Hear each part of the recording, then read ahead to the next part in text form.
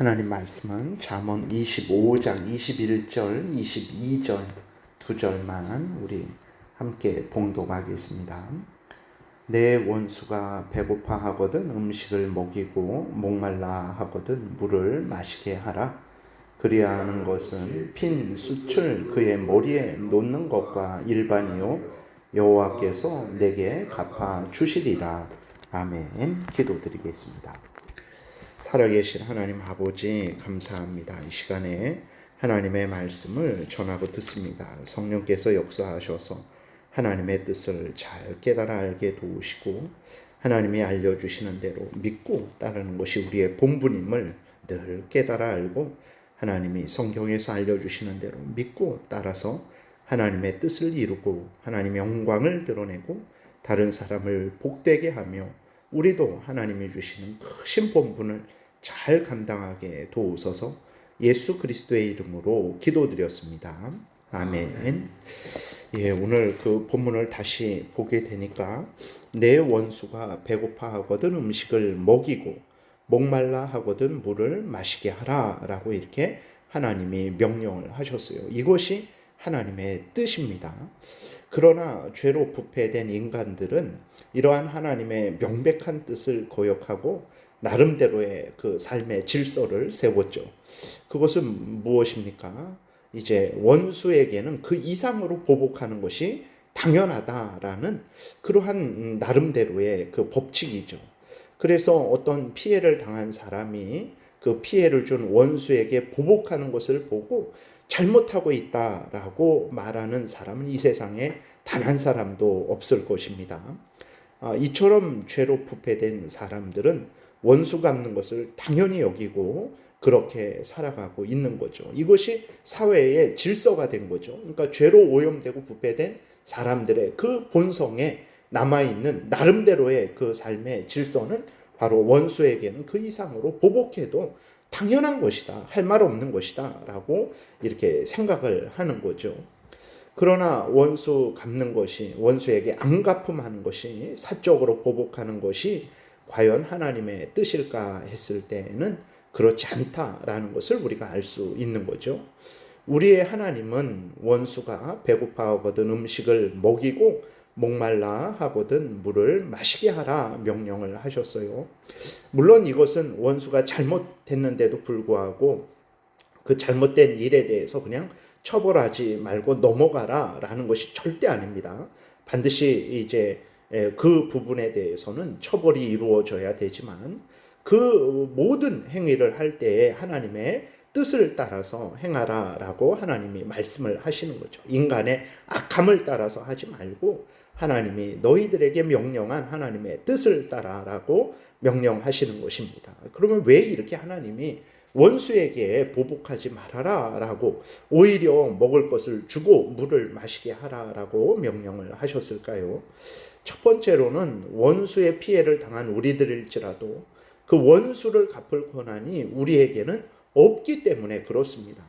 하나님이 원수 갚을 권한을 우리 각자에게 주시지 않았다라는 것을 우리가 분명히 기억을 해야 됩니다. 아니 내가 피해를 당했는데 왜 내가 못 갚습니까?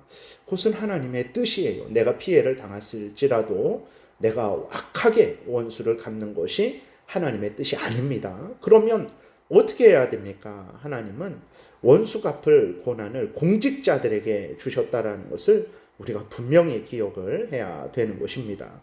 하나님은 악한 자들을 벌하시기 위해서 공직자를 세우셨어요.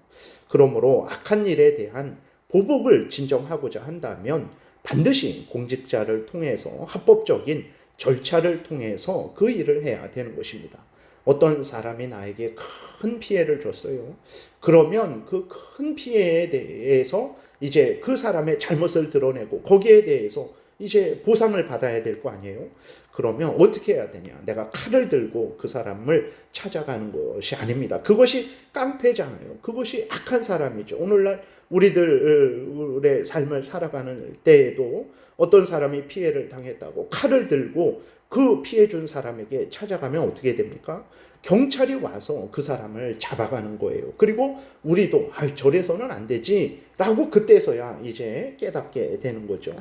그렇기 때문에 하나님이 그 피해를 당했을 때 거기에서부터 어떻게 우리가 보상을 받아야 될까, 배상을 받아야 될까 그랬을 때에는 바로 공직자를 통해서 합법적인 공권력을 통해서 그 일이 이루어져야 된다라는 것입니다. 이게 하나님의 뜻이에요. 그러면 이제 공직자가 우리가 또 보게 되면 온전히 그 일을 올바르게 공의롭게 처리하지 않을 때가 너무나 많잖아요. 불의하고 편협되고 같은 편이라 봐주고 오히려 피해당한 사람을 더 억울하게 하는 일들이 우리 주변에 얼마나 많습니까? 그럴 때는 어떻게 합니까? 라고 우리가 하나님께 질문을 할 수 있죠. 그럴 때라도 사적으로 우리가 보복하지 말고 또 낙심하지 말아야 될 것은 하나님이 살아계셔서 하나님이 반드시 갚을 것이기 때문에 그렇습니다. 그렇기 때문에 하나님이 우리 그리스도인들에게 말씀을 하시는 거죠. 그 모든 사람들에게 말씀을 하시는 거예요. 원수를 너희가 사적으로 보복하지 말아라. 오히려 원수를 불쌍히 여기라. 이렇게 말씀을 하시는 것입니다. 하나님이 우리를 대신해서 다 갚아 주실 것이니까 너희는 그를 불쌍히 여기라. 그것이 내 뜻이고 그것이 또 너희들이 복받는 길이다라고 하나님이 이렇게 말씀을 하시는 거예요. 원수 갚는 것에 대한 이것이 하나님의 뜻이라는 것을 우리가 항상 잊지 말아야 됩니다. 그리고 하나님이 친히 본을 보이셨어요. 창세기 4장에 보게 되면 이제 가인이 동생 아벨을 돌로 쳐서 죽입니다. 그때 가인이 두려워하죠. 다른 사람들이 나를 죽이면 어떻게 합니까? 그랬을 때 그 다른 사람들이 누구냐? 그랬을 때 그것은 그러니까 그 원래 하나님이 만든 사람이 아니라 진화된 사람들이 또 많이 있었다라고 이렇게 말을 하는데 절대 그러지 않습니다. 가인이 돌을 쳐서 이제 그 아벨을 죽일 정도가 된다면 나이가 꽤 든 거죠. 그리고 자기 직업도 있었잖아요. 그러면 그 사이에 벌써 아담과 하와가 많은 자녀를 출산을 한 거예요. 성경은 모든 것을 다 기록하지 않습니다. 요한복음 20장에도 보게 되면 거기에 하나님 예수 그리스도가 많은 기적을 행했지만 그것을 다 기록하면 정말 이 하늘과 땅도 부족할 것이다. 그래서 이제 우리 구원에 필요한 것들만 기록을 한 거예요. 그러니까 창세기를 볼 때 가인을 죽이려고 했던 사람은 어디서 났냐라고 했을 때 그것은 당연히 아담과 하와가 긴 시간 동안에 살면서 아기를 낳아서 그렇게 된 것이라는 것을 가인의 형제 자매라는 것을 우리가 생각하면 되겠습니다. 그래서 가인이 이제 그 다른 형제들로부터 이제 보복을 당할까봐 무서워했죠. 하나님이 어떻게 하셨습니까? 그걸 내버려 두셨습니까? 그러지 않죠. 하나님께서 가인에게 표를 주셨어요. 그게 뭔지는 모르지만 어쨌든 가인을 함부로 죽일 수 없다라는 것을 하나님이 분명하게 선언을 하셨어요. 왜 그렇습니까? 가인의 죄를 그냥 하나님이 적당히 넘어가는 것입니까? 악인의 그 아벨의 그 피 흘림을 하나님이 그냥 넘어가시는 것입니까? 그러지 않죠. 하나님이 반드시 보복할 것이니까 너희는 절대로 사적으로 보복하지 말아라 라는 것을 하나님이 보여주신 거예요. 이것이 하나님이 우리에게 원하시는 분명한 뜻이라는 것을 우리가 기억해야 되는 것입니다. 그리스도인들은 누굽니까? 나아가서 모든 인간들은 원래부터 하나님의 창조주 하나님의 그 주권주 하나님의 명령에 순종해야 되는 사람들입니다. 그리스도인들은 더더군다나 자기 마음대로 살아가서는 안 되는 사람들이죠. 세상의 수준을 따라가서도 안 되는 사람들입니다. 오직 하나님의 말씀대로 살아가는 사람들이 그리스도인들입니다. 그러면 이제 그리스도인이라고 다 그럼 손해보며 억울하게 살아야 되는 것입니까? 앞에서도 말씀드렸지만 결코 손해가 아니고 결코 억울하지 않습니다. 하나님의 뜻을 행하는 것이 왜 손해이고 하나님이 갚아주실 것인데 왜 억울한 것입니까? 하나님이 살아계시죠. 하나님은 정말 공의로우신 하나님이십니다. 정의를 행하시는 하나님이세요. 그래서 선을 행한 자에게는 반드시 상을 주시는 분이시고 악을 행한 자에게는 반드시 하나님께서 형벌로 갚아주시는 분이십니다. 그렇기 때문에 결코 하나님을 경외하고 하나님의 뜻을 따른 사람들은 손해보지 않고 억울하지 않습니다. 그러므로 우리는 하나님을 믿고 신뢰하고 순종해야 되는 것입니다. 이것이 그리스도인의 본분인 거예요. 만약에 우리가 하나님의 모든 말씀을 믿지 않고 신뢰하지 않고 이럴 때는 내 마음대로, 저럴 때는 또 내 마음대로, 상황이 그러니까 내 마음대로 따라 살아간다면 세상 사람들과 다를 바가 뭐가 있겠습니까? 우리 그리스도인들은 정말 항상 이럴 때에도 저럴 때에도 하나님의 말씀대로 행하는 사람이 그리스도인이라는 것을 명심해야 됩니다.